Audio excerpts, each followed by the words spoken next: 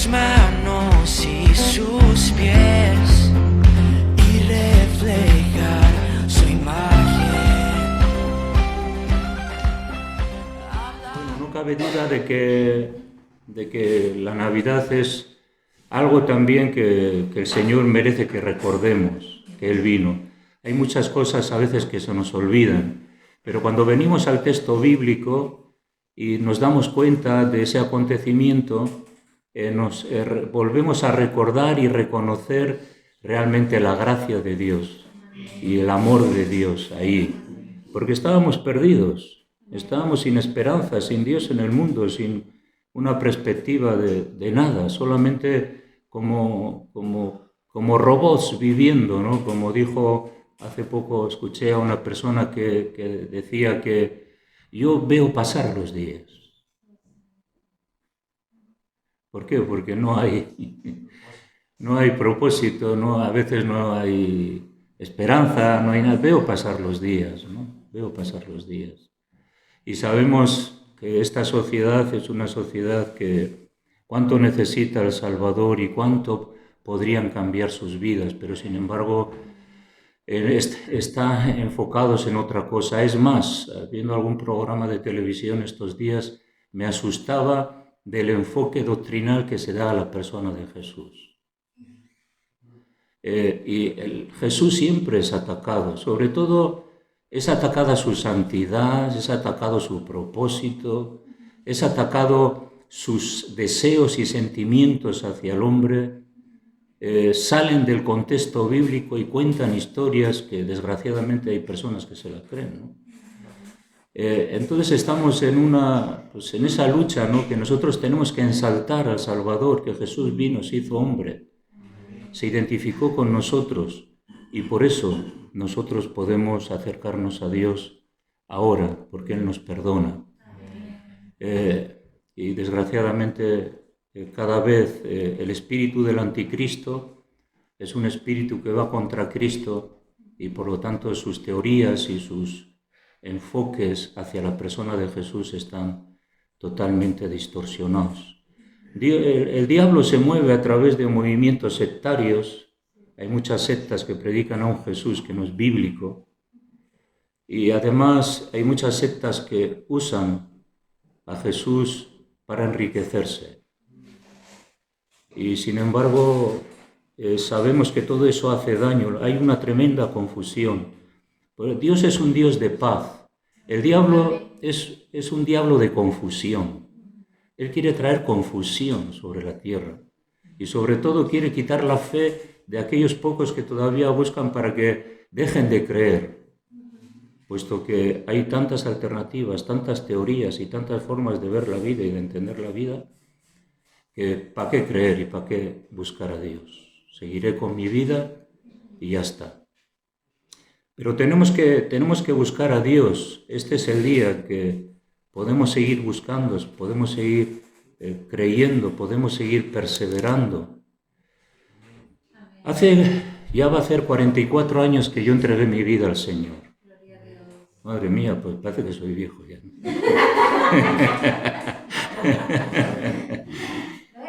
44 años que entregué mi vida. Entregué mi vida al Señor. Todavía me acuerdo, algunas veces se lo he contado, pero todavía me acuerdo de la primera Navidad. Yo me entregué a Cristo en el mes de septiembre y en diciembre estaba con mi familia, mis padres, en el pueblo de mis padres, en la casa de mis padres ahí en el pueblo. Y ellos se juntaron dos familias y entonces, pues bueno, el jolgorio de la fiesta y canción y bueno, se portaban bien, ¿no? Pero estaban en lo suyo. Pero yo dije, mira, casi yo prefiero quedarme aquí solo en casa y dar las 12 uvas en casa solo. Aquí hay una costumbre, ¿no?, de comer las 12 uvas. Bueno, el caso es que yo escuchaba, ¿no?, las 12 uvas a las 12 de la noche cuando estaban celebrando las 12 uvas. Pero yo ya desde las 11 estaba de rodillas en la cama y estuve buscando a Dios durante 2 horas o más. Y yo celebré el año, el fin de año, en la presencia de Dios. Pero además es que fueron unas navidades especiales, porque yo me convertí en septiembre, luego octubre, noviembre, 3 meses de convertido. Pero la luz que había en mi habitación, la presencia del Espíritu Santo, la alegría, el gozo, el bienestar, el regocijo, la esperanza, parecía que iba a reventar de tanta gloria, ¿no? Decidí, ¿no?, ahí poner mis rodillas y fueron las navidades más maravillosas de mi vida. Luego ya uno va entrando también y participa con la familia, ¿no?, en ese tiempo de Navidad. Pero esas navidades fueron gloriosas, fueron maravillosas, tremendo. Fue algo que todavía me acuerdo, no de lo que vestía, ni si estaba en pijama o no, pero sí recuerdo ese ambiente ahí, ¿no? Ese es el Señor de la Navidad. La presencia del Espíritu Santo. Jesús dijo, yo me voy, pero enviaré el Espíritu Santo que estará con vosotros. Y el Espíritu Santo es el que nos ayuda a ver a Jesús, a ver su gloria, a ver su grandeza, a quedarnos maravillados de su amor y de su misericordia. Y sobre todo nos ayuda a afirmar las promesas en nuestro corazón. Esas promesas que son verdaderas. Y desechar la mentira y aceptar la verdad que está en Jesús. Ahora, cuando Jesús abre nuestros ojos espirituales, podemos contemplar tantas cosas, ¿no? Tú abres tus ojos en un paisaje y puedes contemplar el mar, las montañas, los colores, incluso los olores de la fragancia de las flores o lo que fuere. Si miras el universo, puedes contemplar tanta grandeza, tanto poder, tanta hermosura, sobre todo ahora con los telescopios que nos acercan el universo y vemos cosas extraordinarias, ¿no?, de la grandeza y el poder de Dios. Ahora, si el Espíritu Santo abre tus ojos y puedes ver la gloria de Jesús, nada es tan comparable como eso. No hay nada tan comparable como eso. Las personas buscan sensacionalismos, buscan sensaciones, los jóvenes buscan experiencias, los jóvenes buscan cosas nuevas que experimentar y que creer. Pero cuando uno se encuentra con Jesús y todavía la vida es para ir descubriendo, pero es tanta la grandeza, el poder y la gloria que uno se queda maravillado, mucho más de lo que las maravillas de la creación de Dios. Y ese es el Jesús que nos visitó. Ese es el Jesús que vino, ese es el Jesús que se reveló a la humanidad. Ese es el Jesús que quiere que le conozcamos y experimentemos realmente su poder y su gloria. Sobre todo nuestra naturaleza caída, vendida al pecado, donde estamos maniatados por el diablo, por los pecados, por las tendencias, por cosas. Él realmente es el que nos puede dar esa libertad que todos deseamos. La libertad que busca el mundo, a través de la política, a través de leyes que se quieren aprobar para hacer cada uno lo que quiere, lo que le da la gana, satisfacer sus deseos egoístas, sus pasiones. Y sin embargo, la libertad que Jesús nos da es una libertad que realmente es la que necesitamos, no necesitamos nada más. Pues ese es el Jesús que está con nosotros. Amén. Ese es el Jesús que todavía quiere, como hablamos también el martes, todavía quiere que le podamos seguir conociendo más. ¿Por qué? Porque la grandeza de Jesús, el poder de Jesús, la gloria, la hermosura de Jesús no se puede desgastar. Es tan inmensa, tan gloriosa, tan grande que nunca dejaremos de maravillarnos y de ver perspectivas de su gracia, de su poder y de su gloria en nuestra vida. Por eso que, así como los científicos se esfuerzan por descubrir cosas, ¿no?, que está bien, se esfuerzan por descubrir, ¿no?, pues todo lo que tiene que ver con los desafíos de nuestra vida, que queremos entenderlos y comprenderlos, por qué funciona así el corazón, o por qué funciona así la mente, y qué pasa en Marte, y todo ese esfuerzo, ¿no? Pues en Jesús podemos descubrir también muchas cosas, pero tenemos que darle tiempo y tenemos que invertir tiempo también y tenemos que pedir a Dios que nos ayude a descubrirle. Algunos cristianos ya han desgastado el cristianismo, ya es un cristianismo seco, aburrido, no es trascendental, siempre lo mismo, parece como que sí, lo que he creído. Por eso que a veces hay sequía espiritual, porque no hay búsqueda. Por eso que Jesús dijo que el que cree en mí, de su interior correrán ríos de agua vida. Y esos ríos de agua de vida son los ríos que todavía están ahí disponibles. Son los ríos en los que nos tenemos que sumergir, los ríos en que tenemos que experimentar esa frescura, esa ternura de Jesús y seguir creyendo y esperando y confiando en Él. Todos vivimos etapas en la vida donde más o menos experimentamos ciertas sequías o ciertas dificultades, pero eso no debe de pararnos de seguir buscando, ¿no? Que Dios sacará aguas, abrirá aguas en el desierto, raudales, ¿no? En la soledad. Y ahí es donde tenemos que ir, volvernos al río de Dios para descubrir esa frescura y fragancia que viene de Él. Y ese es realmente nuestro desafío, que al Señor, mientras estemos en esta vida, algún día dice que le conoceremos, le veremos tal como Él es, entenderemos todas las cosas, pero mientras estamos aquí tenemos que seguir descubriéndole, tenemos que seguir descubriéndole, ¿no? A Él. Y pues cuando leemos algunos de los hechos, de los relatos de la Navidad, tiene que ver con eso que tiene que ver con la fidelidad de Dios.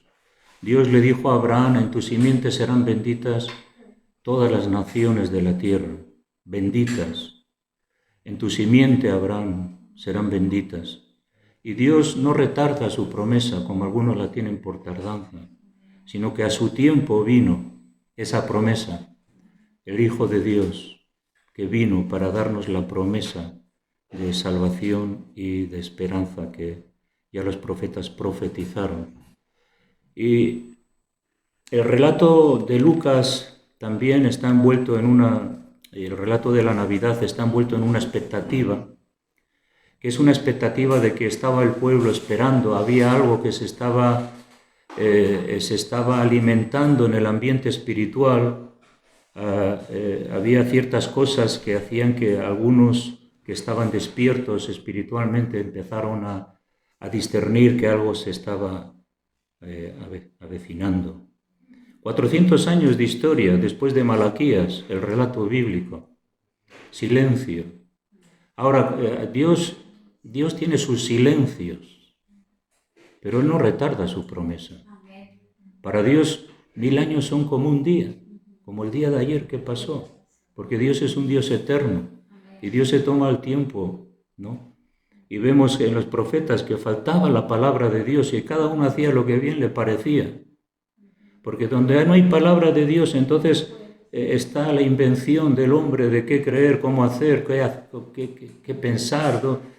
Cómo desarrollar algo que pueda satisfacer a mi vida. Pero sin embargo, vemos tantos errores cuando el hombre empieza a crear su propia religión y se empieza a hacer cosas indebidas, insanas y también fuera del contexto bíblico. Leemos ahí en Lucas, ¿no? Que lo comentábamos, sí, rápidamente lo voy a decir porque el martes comentamos algo de esto, que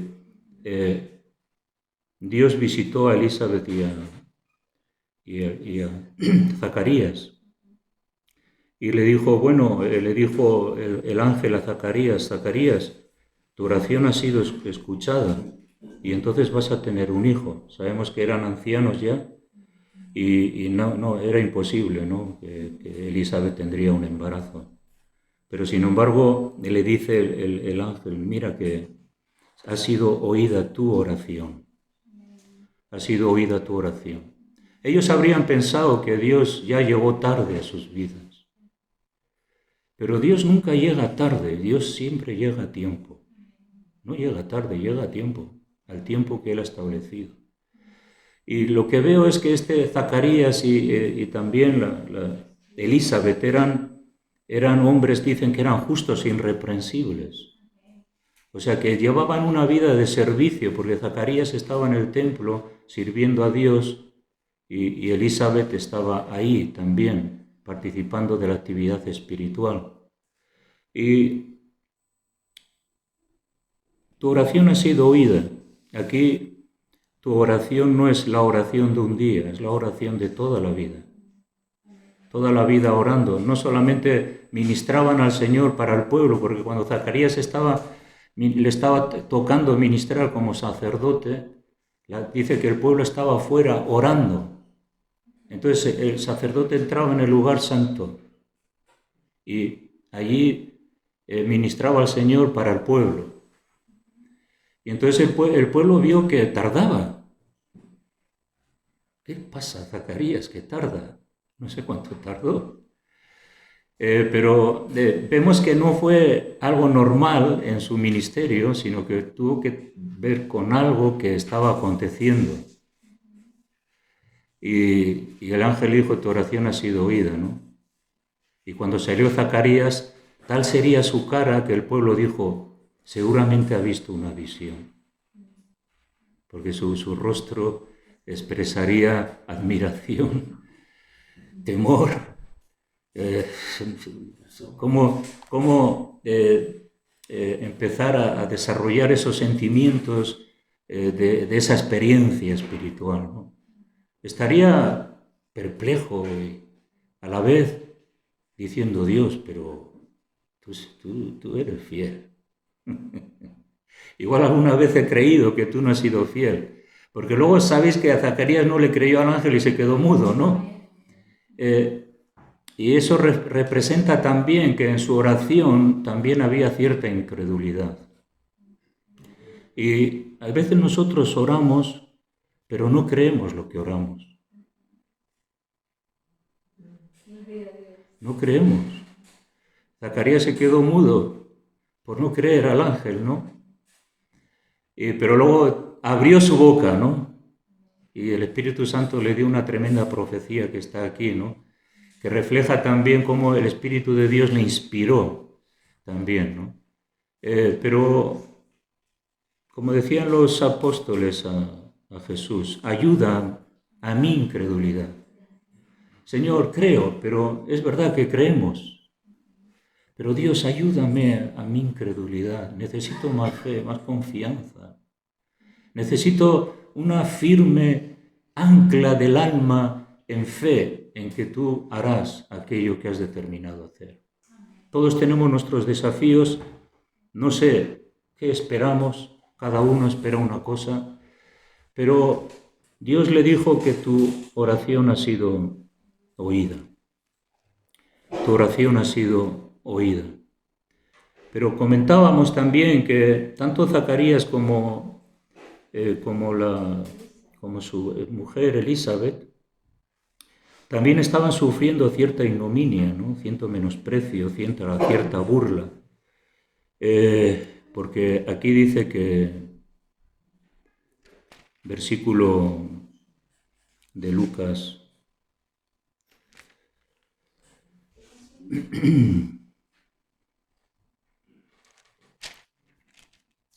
Lucas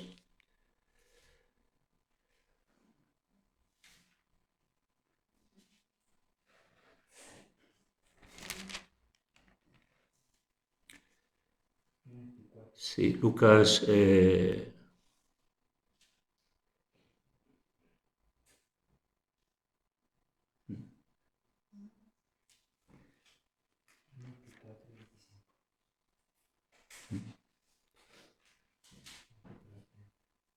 sí, dice concretamente el versículo, que lo tenía aquí apuntado, pero...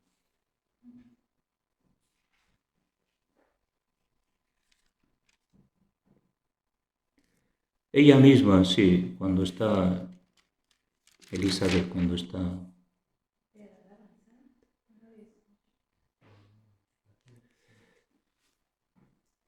Ella dice, Elizabeth, cuando le visita el ángel y le dice que cuando se queda embarazada, ella dice que Dios ha tenido misericordia de mí y que ha engrandecido su misericordia y ha quitado su afrenta. Significa afrenta, significa cuando alguien es burlado, es tratado indebidamente, se le habla sin causa. Y ella tenía esa afrenta de parte del pueblo. Parece ser que cuando la miraban, posiblemente interiormente dirían, pero bueno, Elizabeth es estéril, y su marido es un siervo de Dios, su sacerdote, y podrían valorar, ¿no? ¿Qué pasa? ¿Por qué esto y por qué aquello? Y el ángel también le dice, ¿no? a María, ¿no? Que la que llamaban la estéril, cuando visita el ángel a María, le dice también Elizabeth se ha quedado embarazada, dice la que llamaban estéril, la que le miraban como una persona incapaz, que no da la talla, la que llamaban estéril. Siempre en nuestra sociedad a veces se tratan mal los asuntos y los problemas de los demás. Cada uno tiene sus propias luchas, sus propios problemas, pero no podemos juzgar a nadie por lo que vemos, porque Dios no nos ha llamado a juzgar, Dios nos ha llamado a perdonar y a bendecir, ¿no? A los demás.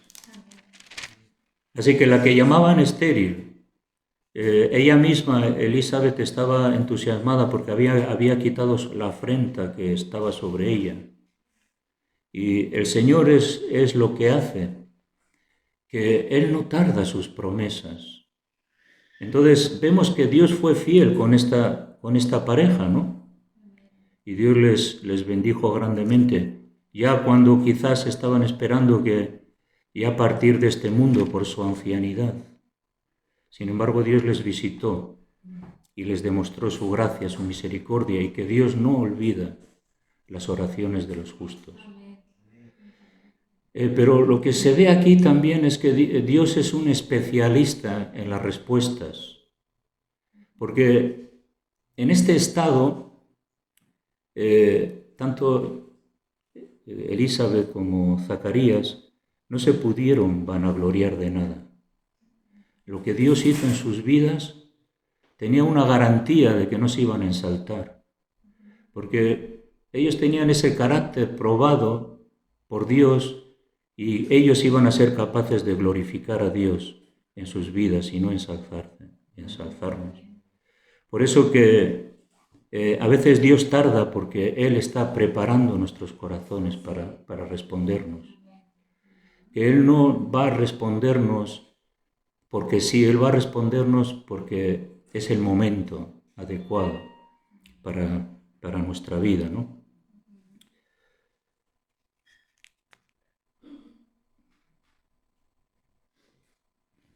Una de las cosas que dijo María en capítulo 1 de Lucas, versículo 46, cuando el Señor se reveló y entonces le dice entonces María, dijo, engrandece mi alma al Señor y mi espíritu se regocija en Dios mi Salvador, porque ha mirado la bajeza de su sierva, pues he aquí desde ahora me dirán bienaventuradas todas las generaciones. Cuando se reveló a su vida, aquí hay como una alabanza, engrandece mi alma al Señor. Todo lo que Dios produce en nosotros, la bendición de Dios en nuestra vida siempre debe de producir alabanza, engrandecimiento al Señor. Nunca podemos coger la gloria que le pertenece a Dios. Algunos podemos ser tentados a coger parte de esa gloria, pero la gloria de Dios no nos pertenece. No nos pertenece en absoluto. La gloria es de Dios. Y la Biblia dice que Recibir la propia gloria no es gloria, sino dar gloria a aquel que se la merece.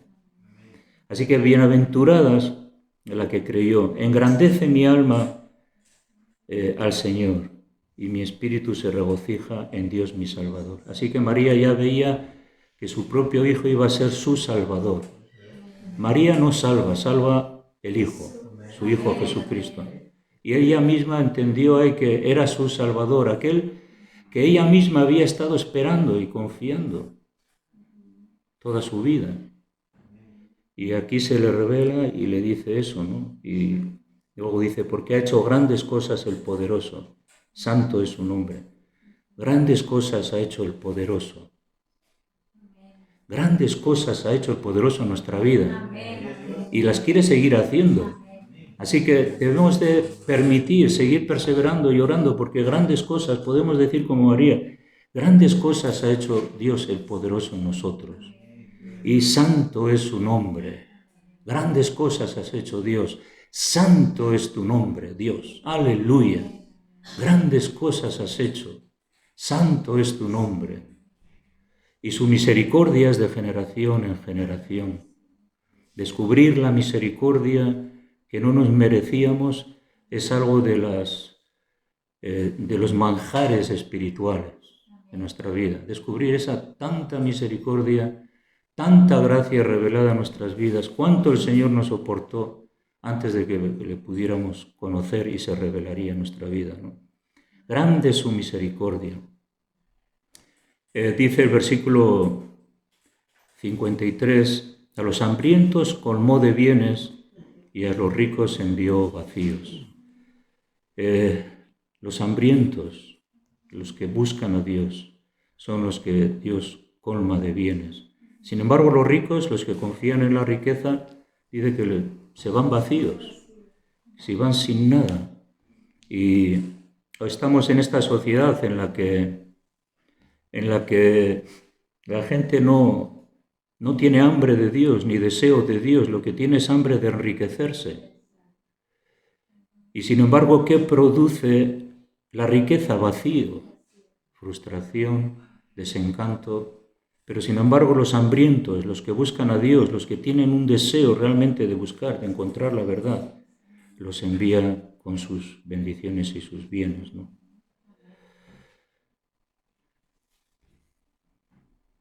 Cuando profetiza Zacarías, cuando Dios le abre la boca, empieza a hablar Zacarías. Zacarías es el padre de Juan el Bautista. Pero aquí el primer versículo no está pensando Zacarías en su hijo, está pensando en Jesús que iba a venir después de él. Así que él estaba pensando en Jesús. También habla de su hijo en esta palabra profética. Y entonces sí, Zacarías, su padre, fue lleno del Espíritu Santo. Cuando somos llenos del Espíritu Santo, nuestra conversación, nuestras palabras, el enfoque de la vida, nuestra visión cambia drásticamente.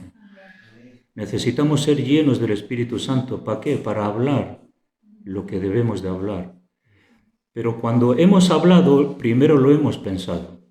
La lengua es soltada a través de nuestros pensamientos, a través de la firmeza de la verdad de Dios y lo que Dios nos revela. Por eso que cuando hablamos en fe y en revelación de la palabra de Dios en relación a la verdad bíblica, pues entonces cambia mucho de cuando hablamos palabrerías, ¿no? Y dice que profetizó, empezó a hablar cosas escondidas que quizás él entendía, pero que después empezó a descubrir. Bendito el Señor Dios de Israel, dice el versículo 68, que ha visitado y redimido a su pueblo. Bueno, esta profecía es increíble de cómo Dios le revela tanto el ministerio de Jesús como en el ministerio de Juan el Bautista. ¿Quién puede hacer esto? Esto lo puede hacer la persona inspirada por el Espíritu Santo, que puede hablar palabras proféticas en relación a lo que va a acontecer, ¿no? Y aquí vemos que ha redimido a su pueblo. ¿Qué es redimir? Nos ha levantado.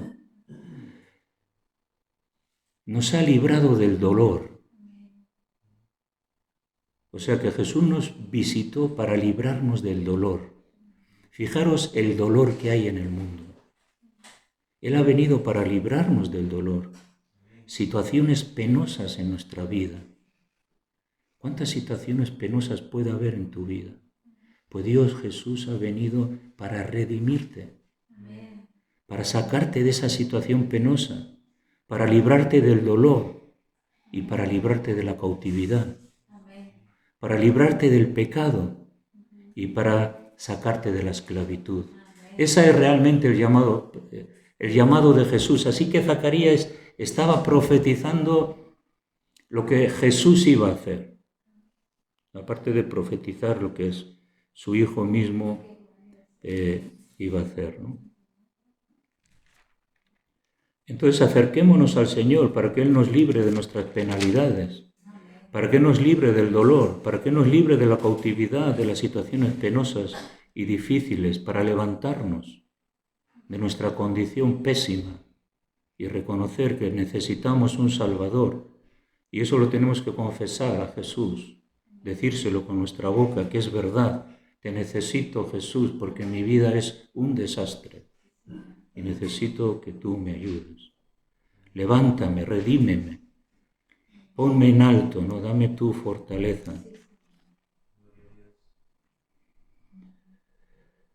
El versículo 15 del capítulo 2 de Lucas dice que sucedió que cuando los ángeles se fueron de ellos al cielo, los pastores se dijeron unos a otros: pasemos pues hasta Belén y veamos esto que ha sucedido y que el Señor nos ha manifestado. Vinieron pues apresuradamente y hallaron a María y José y al niño acostado. Cuando leemos en Mateo capítulo 2, versículo 6, esta profecía que tiene que ver con los profetas, dice: y tú, Belén, de la tierra de Judá, no eres la más pequeña entre los príncipes de Judá, porque de ti saldrá un guiador y apacentará a mi pueblo Israel. Está profetizado que Jesús iba a nacer en Belén, pero está profetizado también que Él iba a ser guiador y apacentador. Necesitamos como seres humanos que alguien nos guíe, porque somos ovejas perdidas, necesitamos buscar el oriente, necesitamos buscar la forma de vivir, la forma de ver nuestro futuro, la forma de caminar por nuestro presente. Necesitamos ese Jesús que nos guía, porque si no, ¿qué pasa? Nos perdemos. La sabiduría de este mundo hace que la gente se pierda, cree que va a encontrar. Sin embargo, Jesús es el único que nos guía a un puerto seguro, nos guía a un lugar de paz y de descanso también para nuestra alma. Por eso dice que apacentará. La palabra apacentar tiene que ver con un amplio sentido de la necesidad que hay en el hombre. Me acuerdo cuando estábamos en la escuela bíblica, fuimos a evangelizar a un pueblo de Toledo y estábamos ahí en una reunión de oración y era una reunión de oración muy gloriosa, ¿no? Entonces, cuando el Espíritu Santo se mueve en nuestras vidas, nos ayuda a percibir las realidades espirituales. El Espíritu nos da palabras que quizás necesitamos y necesitamos que Jesús nos apaciente. Amén. Aleluya. Necesitamos que Él nos apaciente. ¿Por qué? Porque necesitamos su cariño, necesitamos su amor, necesitamos sus palabras tiernas, delicadas. Necesitamos que pronuncie nuestro nombre y nos diga: aquí estoy contigo, ¿no? Pues en esa reunión, leyendo el Salmo, pues de repente tuve una sensación de bienestar increíble, ¿no? Y esa sensación de bienestar tenía que ver porque el Señor nos estaba apacentando. ¿Qué hace una oveja cuando está en un pasto verde? Cuando está bebiendo aguas cristalinas. ¿Qué hace una oveja? Se siente bien, se siente tumbada, disfrutando de todo el contexto, ¿no? Eso es apacentar. Y eso es lo que Jesús hace, apacentarnos. Y eso es lo que Jesús vino a hacer. ¿A quién no le gusta entrar en esta dimensión donde uno se siente apacentado, protegido, cuidado por Dios? Donde allí también nuestras heridas son sanadas, nuestros temores son quitados, nuestras cargas son aliviadas, donde vemos una perspectiva en Jesús de gloria y donde realmente Él nos da paz y descanso. Y claro, esta expresión que vemos en los evangelios, ¿no? Que nos dice que buena voluntad para con los hombres, Lucas 2,14. Dice, gloria a Dios en las alturas y en la tierra paz, buena voluntad para con los hombres. Esa es la buena voluntad, la paz de Dios. Y podemos venir con nuestras cargas a Jesús, podemos venir con nuestros contextos personales, podemos venir con nuestras diferentes circunstancias y situaciones. Él es aquel que quiere apacentar tu vida. Y tenemos que creer que realmente Él es el único que puede apacentar nuestras vidas, el único que puede quitar nuestros miedos, los temores, el nerviosismo, el único que puede darnos esa paz que el mundo no da. Uno no consigue paz si se va al Caribe, a la playa. No consigue paz así. Uno consigue paz cuando se encuentra con el Señor y es la paz de Dios gobernando en nuestro corazón. Esa es la paz de Dios. Algunos piensan que alguna sesión de yoga o de meditación trascendental va a darle esa paz que necesita. Yo lo probé durante muchos años, pero no resultó. No resultó, ¿no? Bueno, algo que le dice Simeón, que era uno de los que estaban al lado del templo siempre buscando a Dios, Ana, la viuda que también estaba buscando a Dios. Fijaros que en lo último de su vida Dios se revela a ellos, ¿no? Simeón, tanto Simeón como Ana, que llevaba viuda 40 y tantos años y no se apartaba de buscar a Dios en el templo, pero como Dios les respondió y les compensó. Y Simeón dice que movido por el Espíritu Santo vino al templo. Cuando nosotros nos movemos por el Espíritu, no por nuestro entendimiento o por nuestros sentimientos, sino que nos movemos por el Espíritu, Simeón fue movido por el Espíritu y vino al templo justo cuando Jesús venía a ser presentado. Así que ese encuentro de Simeón no fue una casualidad, porque Simeón fue obediente al Espíritu y Dios tenía un encuentro con él. Entonces, siempre que hay obediencia en nuestra vida, siempre Dios tiene un encuentro con nosotros. La obediencia es importante, porque si no nos perdemos los episodios que Dios quiere que podamos tener, ¿no?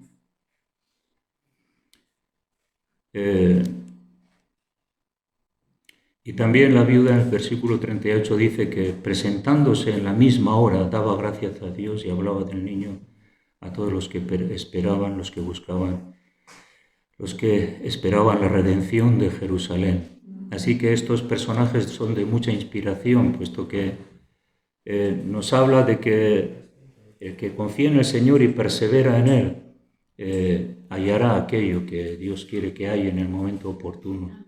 Y también eran intercesores. Qué importante es que nosotros tengamos una vida de intercesión, porque Dios se mueve a través de la oración. Y necesitamos orar y perseverar, aunque nuestra mente diga no, aunque nuestra perspectiva visual diga no, hasta que nuestro entendimiento diga no, nuestra fe dice sí, todo es posible. Porque María dijo que todo es posible para el que cree. Y ella creyó lo imposible de Dios. Hermanos, ¿tú crees lo imposible de Dios para ti? Tenemos que creer lo imposible de Dios para nuestra vida. y confiar que Él hará en su momento, en su tiempo. Esta profecía de Simeón es interesante, ¿no? Que capítulo 2, versículo 33, que dice: y José y su madre estaban maravillados de todo lo que se decía de él, y los bendijo Simeón. Fijaros que Simeón bendijo, ¿no? a ellos, ¿no? A José y a María. Y dijo a su madre María: he aquí este es Jesús, el que está profetizando, está puesto para caída y para levantamiento de muchos en Israel, y para señal que será contradicha. Y le dice: María, una espada traspasará tu misma alma, para que sean revelados los pensamientos de muchos corazones. Así que todavía apenas había empezado el ministerio de Jesús en el vientre de María, y Simeón está profetizando que él iba a morir en la cruz. Ese era el propósito. Estaba profetizando que Jesús iba a morir en la cruz. Jesús no iba a ser proclamado rey, Él huyó de ser proclamado rey. Él huyó de los aplausos, del poder. Conocemos la tentación del diablo: todo esto te daré si postrado me adorares. Salta y haz que estas piedras se conviertan en pan. Tú tienes el poder, puedes vivir una vida sobre la tierra de éxito, de prestigio, de gloria. Pero Él no vino a buscar eso. Él vino a buscarte a ti y a mí. ¡Aleluya! ¡Aleluya! Él vino a buscarnos a nosotros. Por eso que Él profetiza esto, ¿no? Que Él está puesto para caída y para levantamiento. Sabemos que muchos van a caer frente al ministerio de Jesús porque no van a creer en Él, pero otros van a ser levantados porque van a creer en Él. Y esta señal que habla aquí, contradicha, será una señal de mucha contradicción. Lo fue en el pasado, cuando Jesús murió en la cruz. La cruz de Jesús fue de mucha contradicción, y lo es ahora. Lo es ahora. Y tratan de que se quite la cruz y se crea que eso fue algo que no existió. Y le dice que vas a sufrir tristeza, María, una espada traspasará tu misma alma. Así que María estaba allí frente a la cruz de su propio hijo y vio morir a su propio hijo en la cruz. Por eso que esa espada fue traspasada en su corazón. Ella vio como madre esa realidad que le tocó vivir. Pero esa realidad dice que serán revelados los pensamientos de muchos corazones. La cruz de Cristo revela nuestros pensamientos. El poder de la sangre de Jesús hace que nuestros pensamientos puedan encontrar las veredas idóneas para que podamos creer en la verdad de la muerte y resurrección. Amén. Vamos a cantar una canción. Pero antes de cantar una canción, inclinamos nuestros rostros, y si alguien quiere que oremos por él, pues puedes levantar tu mano y oramos para que Dios te guíe y te ayude. Amén. Muy bien. Así que bueno, acerquémonos a ese Consolador, a ese que nos ha redimido, nos ha levantado, y podamos descansar en Él. Amén. Y el Señor te pueda ayudar en esa situación tuya personal. Señor, te damos gracias, Señor, porque tú estás aquí con nosotros, y tu Espíritu, Señor, también se está moviendo en nosotros. Oramos, Padre amado, que estás en los cielos. Oh Espíritu de Dios, que tú ayudes a los hermanos que han levantado la mano, Señor. Posiblemente tienen un desafío en sus vidas, una situación en sus vidas, pero tú ya diste la vida para levantarles, redimirles, y para también ayudarles en la vida cristiana, y para traer respuestas a sus necesidades personales.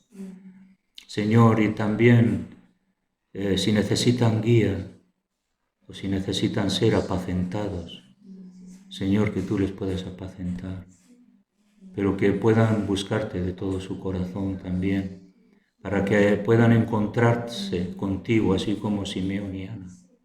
así como Zacarías, Señor, y Elizabeth. Señor, que puedan encontrarse contigo, que perseveren, que te busquen, que clamen y esperen en ti, Señor. Te lo pedimos en el nombre de Jesús. Amén, amén. Bueno, que tengáis un buen... Cantamos una canción, pero tengáis un buen día de Navidad. Es el Señor que vino, ¿no? Y nos trajo vida. Aleluya. Déjanos ver tu poder en nuestra gente.